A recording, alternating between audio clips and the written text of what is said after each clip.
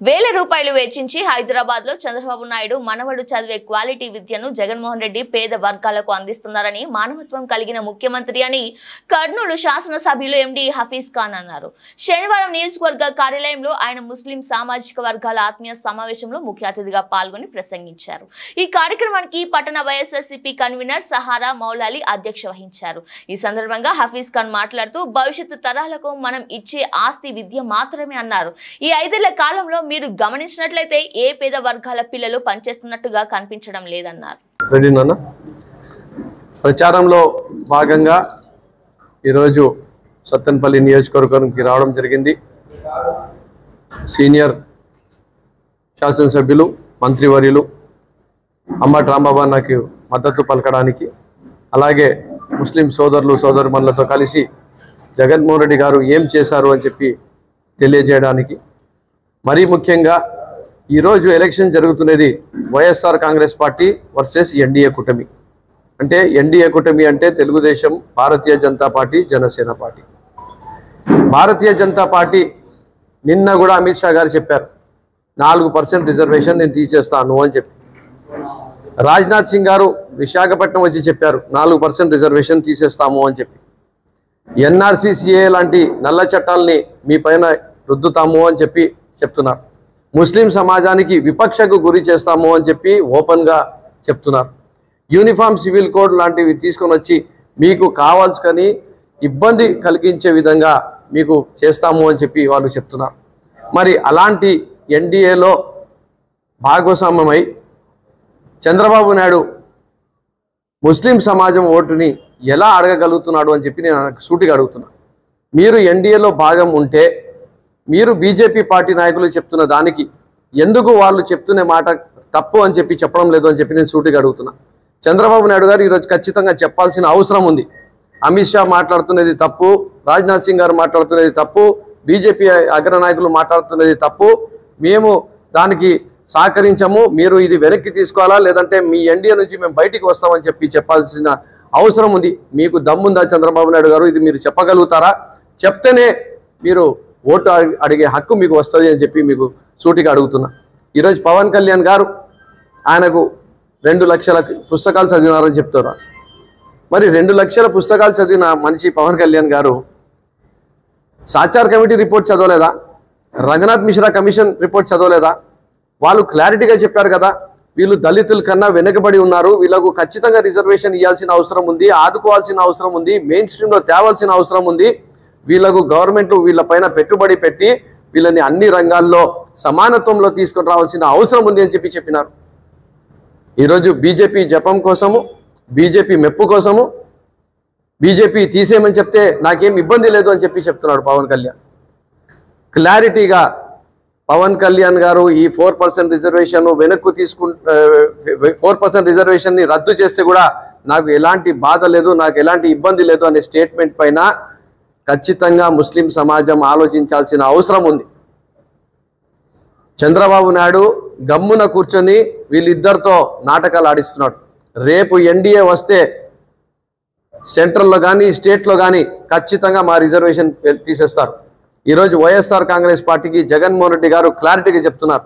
ప్రధానమంత్రి గారికి స్టేజ్ పైన పెట్టుకొని వైజాగ్లో చెప్పారు, మా ఎజెండా రాష్ట్ర ప్రయోజనాలే మా ఎజెండా, ఆ ఎజెండా తప్ప మీతో ఎలాంటి ఎజెండా లేదు, ఉండదు, ఉండబోదు అని చెప్పినారు.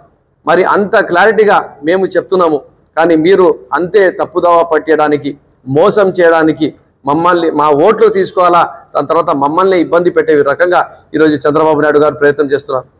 మీరందరూ ఆలోచించాల్సిన అవసరం ఉంది. ప్రతి ఓటు తెలుగుదేశం పార్టీకి సైకిల్ గుర్తుకు వేస్తే అది బీజేపీ ఖాతాలో జమ అవుతుంది. వాళ్ళు తర్వాత మా పైనే కక్ష తీర్చుకోబోతున్నారు, మరి మాకే ఇబ్బంది పెట్టబోతున్నారు అని చెప్పి మీరు గ్రహించాలని చెప్పి మీకు సూటిగా చెప్తున్నా మా సమాజం వాళ్ళకు. అలాగే పవన్ కళ్యాణ్ మాటలతో క్లారిటీ వచ్చేసింది వాళ్ళ అజెండా ఏముంది రేపు అని చెప్పి. నిన్ననే గుంటూరులో ఒక అబ్బాయి మీరు బీజేపీ పార్టీతో కలిసి వస్తున్నారు కాబట్టి మీరు మమ్మల్ని ఇబ్బంది పెట్టాలని చెప్పి ఒక దురాలోచనతో వస్తున్నారు కాబట్టి నేను మీకు ఓటు వేయను అంటే ఆ అబ్బాయి ఇంట్లో దూరి కొట్టినారు ఈ తెలుగుదేశం పార్టీ నాయకులు కూడా, బీజేపీ పార్టీ నాయకులు కూడా.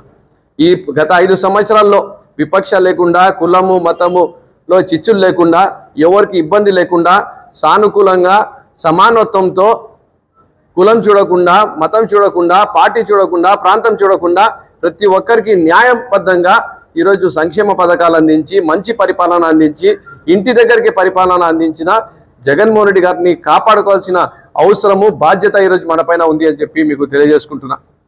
అలాగే ఈరోజు సత్తెనపల్లి నియోజకవర్గంలో అన్ని రకాలుగా అభివృద్ధి, ఒకవైపు సంక్షేమం, ఒకవైపు అభివృద్ధి, ఒకవైపు ప్రతి ఒక్కరిని దగ్గర చేసుకొని ప్రతి ఒక్కరికి పని చేసి పెడుతున్న మా గౌరవనీయులు సీనియర్ నాయకులు అంబటి రాంబాబు నాకు కూడా ఖచ్చితంగా ప్రతి ఒక్కరు కూడా ఈరోజు చాలా ప్రేమతో, చాలా ఆప్యాయతతో ప్రతి ఒక్కరికి మేము ఉన్నాము, నీతో ఉన్నా అని చెప్పడం జరుగుతుంది. ఖచ్చితంగా లాస్ట్ టైం కన్నా ఇంకా ఎక్కువ మెజార్టీ వచ్చే విధంగా ఆయనకు గెలిపించుకోవాల్సిన అవసరము, అలాగే సత్తెనపల్లి నియోజకవర్గం అభివృద్ధి కోసం కూడా అంబటి రాంబాబుని గెలిపించుకోవాల్సిన అవసరం ఉంది అని చెప్పి మీకు తెలియజేసుకుంటూ, 2 ఓట్లు కూడా అంటే ఒక ఓటు అనిల్ కుమార్ యాదవ్ గారికి, ఒక ఓటు రాంబాబు అన్న గారికి. కొంతమంది కాంగ్రెస్ పార్టీకి ఒక ఓటు వేయాలా మా సమాజంలో అని చెప్పి ఒక దుష్ప్రచారం చేస్తున్నారు. నాతో పాటు మా గురువులు ఉన్నారు.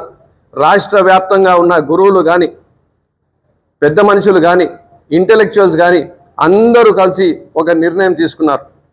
మొత్తం ఆలోచించిన తర్వాత, అన్ని జిల్లాలు తిరిగిన తర్వాత, కొన్ని వందల వేల మందితో మాట్లాడిన తర్వాత ఇప్పుడు ఉండే పరిస్థితుల్లో ఈ ఎలక్షన్లో ఖచ్చితంగా ముస్లిం సామాజిక వర్గం 2 ఓట్లు కూడా ఫ్యాన్ గుర్తుకు వేయాలి, జగన్మోహన్ రెడ్డి గారి పక్కన మనము నిలబడాలి, ఇది చారిత్రాత్మక అవసరం అని చెప్పి వాళ్ళు నిర్ణయం కూడా తీసుకోవడం జరిగింది అని చెప్పి మీడియా ద్వారా తెలియజేసుకుంటూ, 2 ఓట్లు కూడా ఫ్యాన్కు వేసుకొని రాష్ట్ర అభివృద్ధి కోసము, మనందరి అభివృద్ధి కోసము, సంక్షేమ పథకాల కోసము, మంచి పరిపాలన కోసము, ప్రశాంతమైన వాతావరణం కోసము, నల్ల చట్టాలకు వ్యతిరేకంగా, రిజర్వేషన్ తీసేస్తామని చెప్పే వాళ్ళకు వ్యతిరేకంగా ఫ్యాన్ గుర్తుకు ఓటు వేయాలని చెప్పి మనస్ఫూర్తిగా మరొక్కసారి కోరుకుంటున్నా. ఆసిఫ్ భాయ్ రాష్ట్ర వ్యాప్తంగా జగన్మోహన్ రెడ్డి గారి ఆదేశం మేరకు పర్యటిస్తూ అన్ని నియోజకవర్గాలు తిరుగుతూ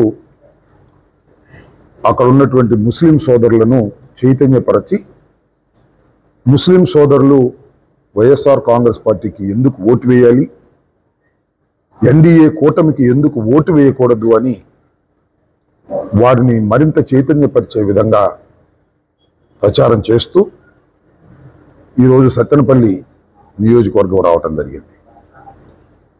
సత్తెనపల్లి నియోజకవర్గంలో ఉన్న ముస్లిం పెద్దలందరితో కూడా ఆయన సమావేశమై చాలా వివరంగా వివరించడం జరిగింది.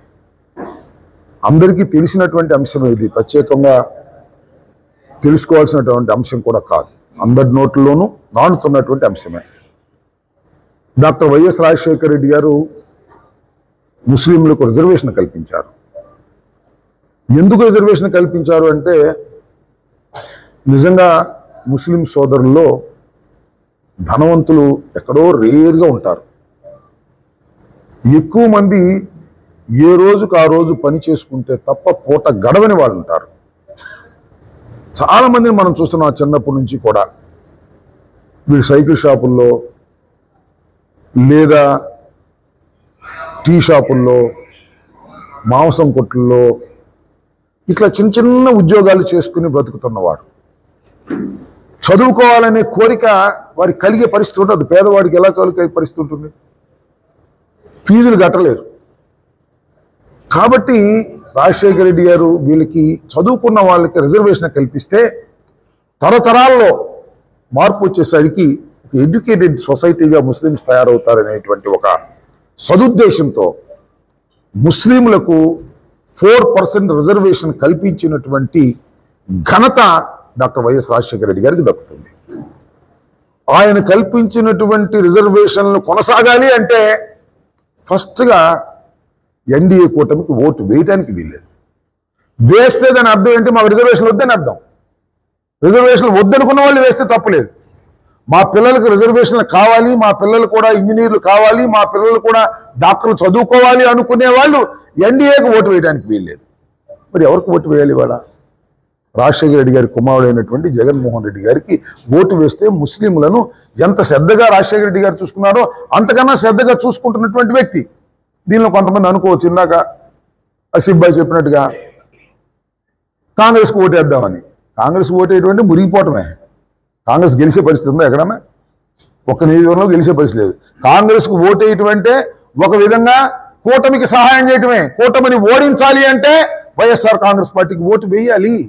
దీన్ని ప్రజలు అర్థం చేసుకోవాలి. ముఖ్యంగా ముస్లిం సమాజం అర్థం చేసుకోవాల్సినటువంటి అవసరం ఉందని కూడా ఈ సందర్భంగా నేను మనవి చేస్తున్నాను. చంద్రబాబు నాయుడు సంగతి చెప్పాల్సిన అవసరమే లేదు. ఆయన ఎంత మోసం చేస్తాడో మీరు చూశారు. ఒక సామెత ఉంది తెలుగులో, ఓడ మీద ఉంటే ఓడ మల్లయ్య అంట, ఓడ దిగిన తర్వాత బోడి మల్లయ్య అంట. ఎన్నికలకు ముందు 100 చెబుతాడు, ఎన్నికల తర్వాత ఏది చేయడు. అదే రేవు దాటిన తర్వాత తెప్ప తగలేస్తారంటారు. ఆ విధంగా ఎన్నికల ముందు అద్భుతాలని చెబుతాడు. ఇవాళ అదేంటే సూపర్ 6 అన్నాడు. అది సూపర్ 6 కాదు, అది సూపర్ చీటింగ్ చేసే పరిస్థితి. ఇప్పుడైనా నాకు మీరందరూ చూస్తున్నారు కదా, కుర్రోళ్ళు ఉన్నారు, పెద్దలు ఉన్నారు, అందరూ ఉన్నారు, మీడియాలో ప్రజలు చూస్తున్నారు. ఎప్పుడైనా చంద్రబాబు నాయుడు గారు మేనిఫెస్టోని అమలు చేసిన సందర్భం ఉందా? ఒకటి చెప్పానండి. నేను మేనిఫెస్టో ఇచ్చా, దీన్ని అమలు చేశా అని చెప్పండి చంద్రబాబు నాయుడు గారిని. బట్ జగన్మోహన్ రెడ్డి గారు చెప్తాడు, నేను మేనిఫెస్టో ఇచ్చాను, 99% మేనిఫెస్టోని అమలు చేశాను అని మేనిఫెస్టోకి పవిత్రత తీసుకొచ్చినటువంటి వ్యక్తి జగన్మోహన్ రెడ్డి గారు. జగన్మోహన్ రెడ్డి గారు ఏ హామీ ఇచ్చాడో అది నెరవేరుస్తాడు. చంద్రబాబు నాయుడు గారు ఏ హామీ ఇచ్చాడో ఆ హామీ నెరవేరుస్తాడు. సూపర్ 6 లేదు, సూపర్ 7 లేదు, అన్ని బోగస్ మాటలు మాట్లాడేటువంటి పరిస్థితికి వచ్చాడని కూడా ఈ సందర్భంగా నేను మనవి చేస్తున్నా. మౌనం అర్ధాంగీకారం కాదు, మౌనం పూర్తి అంగీకారం.